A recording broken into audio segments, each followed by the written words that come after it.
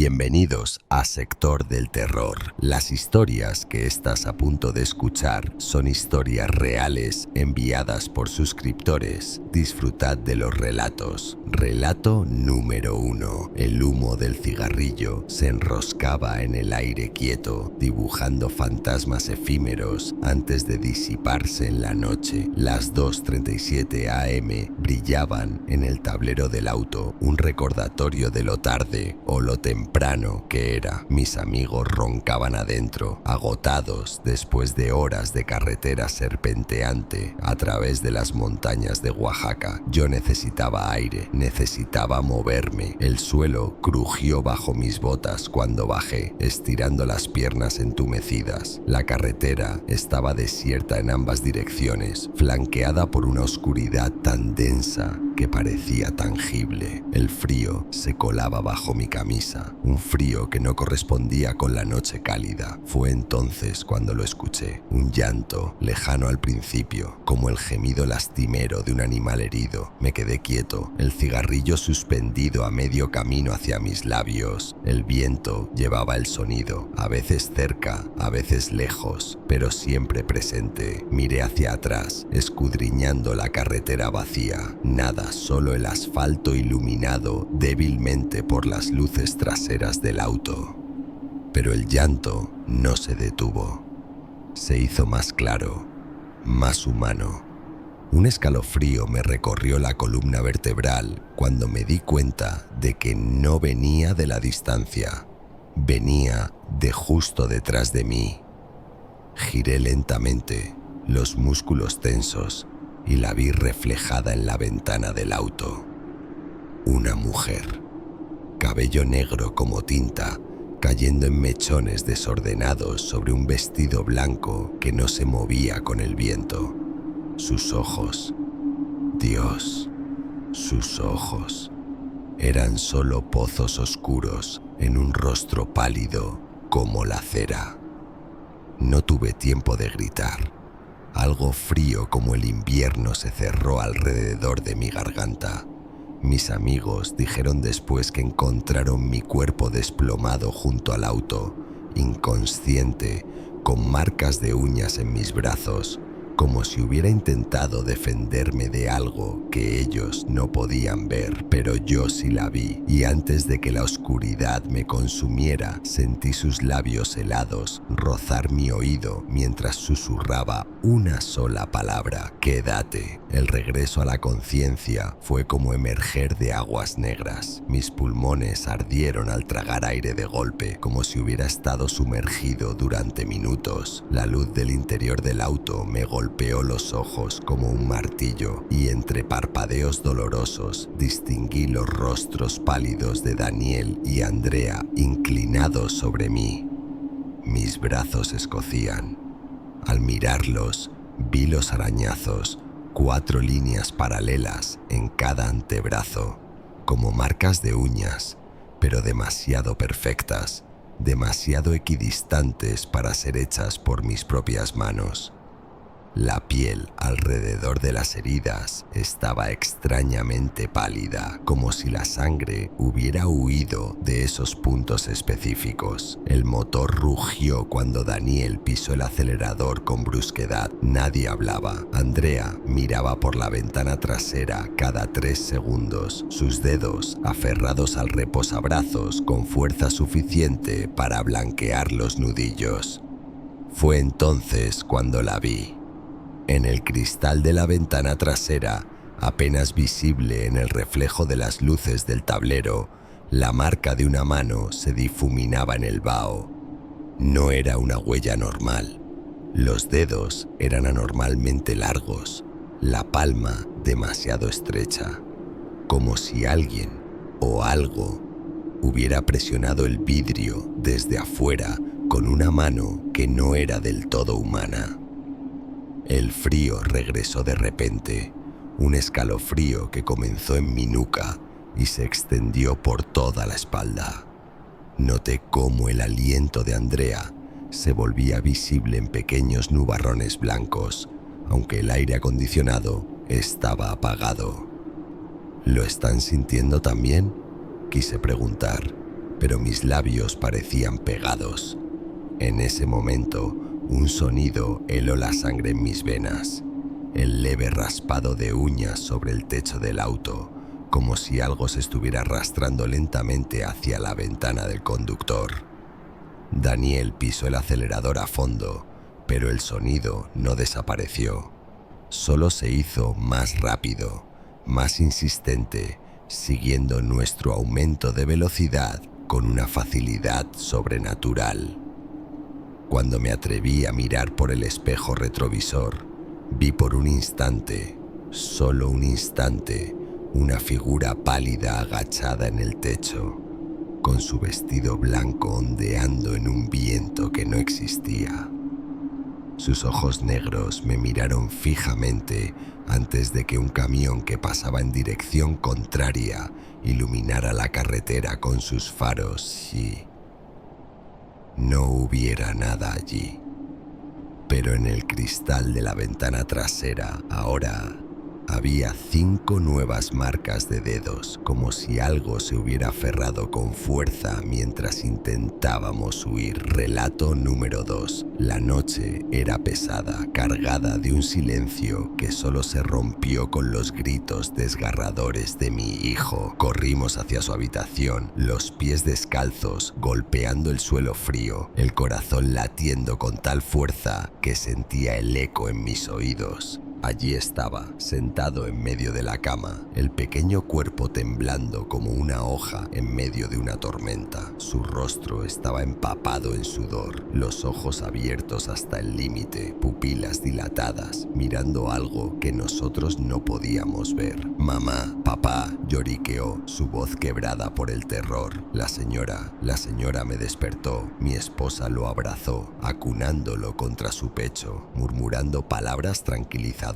Pero el niño no se calmaba. Sus pequeños dedos se aferraban a su camisa como garras, como si temiera ser arrancado de sus brazos en cualquier momento. Tenía un vestido blanco, susurró, y una voz dulce, pero no era linda, mamá, no era linda. El aire en la habitación pareció volverse más frío. Mi esposa lo miró con una sonrisa tensa, intentando racionalizar lo imposible. Fue solo un mal sueño, cariño. Pero entonces, el niño se separó bruscamente de su abrazo. Sus ojos, aún llenos de un terror que ningún niño de 4 años debería conocer, se fijaron en la ventana. No fue un sueño, dijo, señalando con un dedo tembloroso. Está ahí. El dedo tembloroso de mi hijo apuntaba hacia la ventana como un acusador. Mis ojos siguieron su dirección, pero solo vi el reflejo del pasillo iluminado en el cristal negro. Sin embargo, algo en el aire me detuvo. Un olor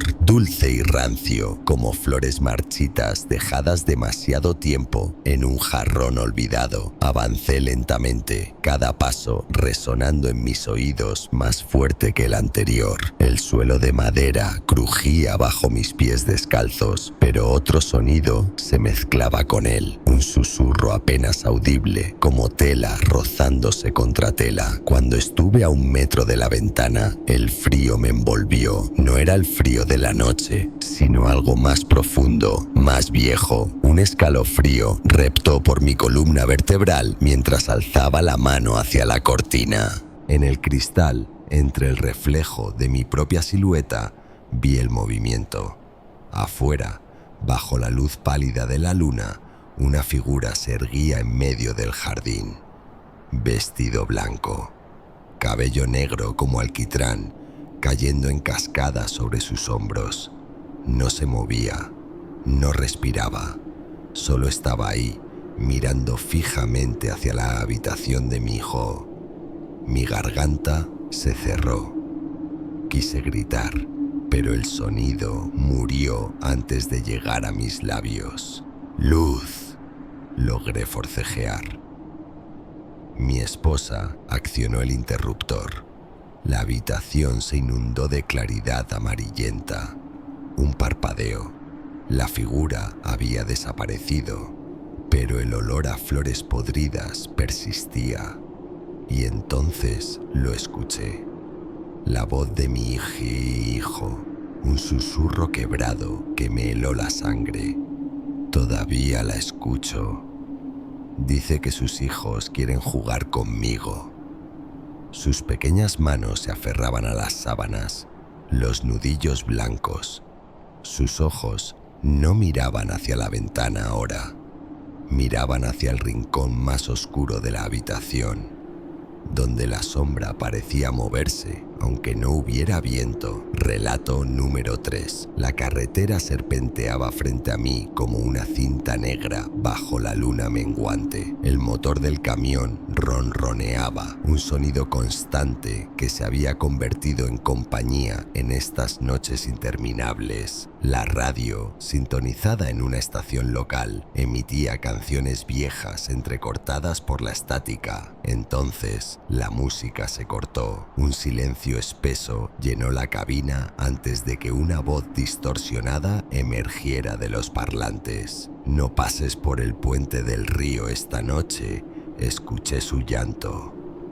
La transmisión terminó tan abruptamente como había comenzado, dejando solo un zumbido agudo que hizo que mis dientes rechinaran. Ajusté los controles, buscando recuperar la estación, pero solo encontré estática.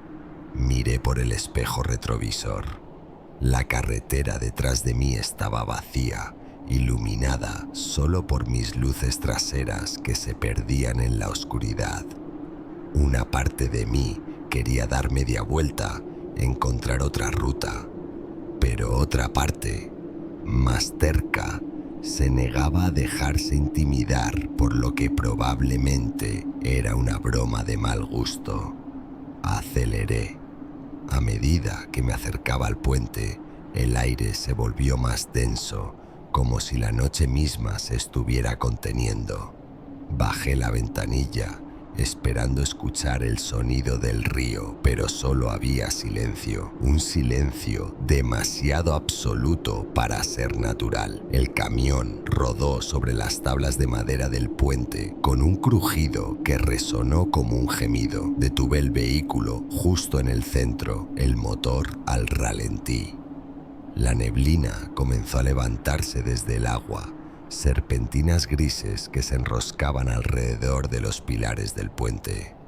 Un escalofrío me recorrió la espalda, a pesar de que el sudor frío pegaba mi camisa a la piel. Algo estaba mal aquí, y sin embargo, no podía moverme. El reloj del tablero marcaba las 3:17 am cuando bajé del camión.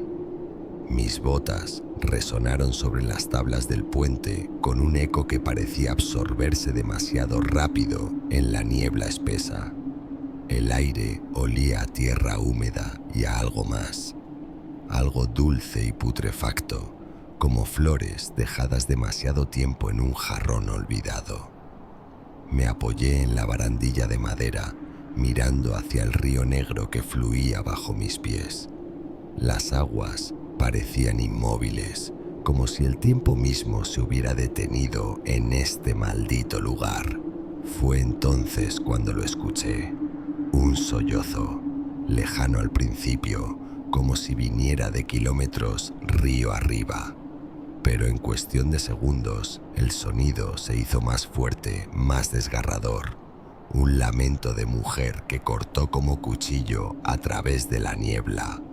Mis manos se aferraron a la barandilla con fuerza. El sonido ahora venía de todas direcciones, rebotando en las paredes invisibles de la noche. ¿Quién está ahí?, grité, pero mi voz sonó ahogada, como si la niebla la hubiera absorbido. El llanto cesó abruptamente. El silencio que siguió fue peor. Sentí el aliento primero, helado como el aire de una tumba abierta, rozando mi nuca. Las pequeñas vellosidades de mi cuello se erizaron. Algo estaba justo detrás de mí. No me atreví a voltear. No necesitaba hacerlo. En el reflejo del agua quieta vi la silueta sobre mi hombro. Cabello largo y enmarañado que caía sobre un vestido blanco y desteñido, manos esqueléticas extendiéndose hacia mí. Corrí. Las tablas del puente crujieron bajo mis pies como huesos rotos. El camión parecía estar a kilómetros de distancia. Escuché risas ahora, risas infantiles mezclándose con el llanto de mujer, viniendo de todas direcciones. La puerta del camión chirrió cuando me lancé al interior. Mis manos temblaban tanto que tardé 3 intentos en encender el motor. Cuando miré por el espejo retrovisor mientras aceleraba, vi 3 figuras en medio del puente. Una mujer de vestido blanco y 2 niños pequeños a sus lados. Los 3 me miraban sonriendo. Los 3 agitaban la mano en un gesto de despedida. Relato número 4. La madrugada en la Ciudad de México tenía ese silencio pesado, como si la urbe entera contuviera el aliento. El taxímetro marcaba las 3:47 am cuando la alerta sonó en mi aplicación. Un servicio en el centro, en una calle que conocía demasiado bien. La niebla se aferraba al pavimento cuando me detuve frente al punto indicado. La calle estaba vacía, las farolas arrojaban círculos amarillentos de luz que la neblina convertía en halos fantasmas. Entonces la vi. Una figura blanca emergió de la bruma como si hubiera estado esperando allí todo el tiempo. Vestía un traje antiguo, de esos que ya no se usan, y su cabello negro le cubría el rostro por completo. No hizo ruido al abrir la puerta, ni al sentarse. El auto ni siquiera se balanceó con su peso. «Lléveme a Santa Úrsula», susurró. Su voz era el sonido de las hojas secas arrastrándose sobre el pavimento. El aire dentro del taxi se volvió denso de repente, frío a pesar de que el clima era templado. Ajusté el espejo retrovisor para verla mejor, pero cada vez que intentaba enfocar su figura, mis ojos lagrimeaban como si se negaran a registrar lo que estaba allí. La ciudad, siempre ruidosa, permanecía en un silencio sobrenatural. Ni un claxon, ni un motor a lo lejos, solo el sonido de mi propia respiración entrecortada. En el espejo, entre los mechones de su cabello, creí ver un destello pálido. ¿Eran sus ojos? No podía distinguirlo, pero sentía su mirada clavada en mi nuca, pesada como plomo. El trayecto se hizo eterno. Cada semáforo en rojo era una tortura. Cuando finalmente llegamos a Santa Úrsula, un barrio que conocía por su tranquilidad a estas horas, mis manos estaban húmedas sobre el volante. «Hemos llegado», dije, sin recibir respuesta. El taxímetro seguía corriendo. El silencio detrás de mí era absoluto. Giré lentamente el cuello, con los músculos tensos como cuerdas de violín. El billete que sostenía entre los dedos tembló cuando mis ojos confirmaron lo que mi instinto ya sabía. El asiento trasero estaba vacío, pero no completamente. Un charco de agua turbia se extendía sobre la tela del asiento, como si alguien recién salido de la lluvia hubiera estado sentado allí. El olor a humedad vieja y tierra mojada llenaba el auto, mezclándose con mi propio sudor frío. Bajé del taxi con movimientos torpes, como si mis articulaciones hubieran envejecido décadas en esos minutos. La calle estaba desierta.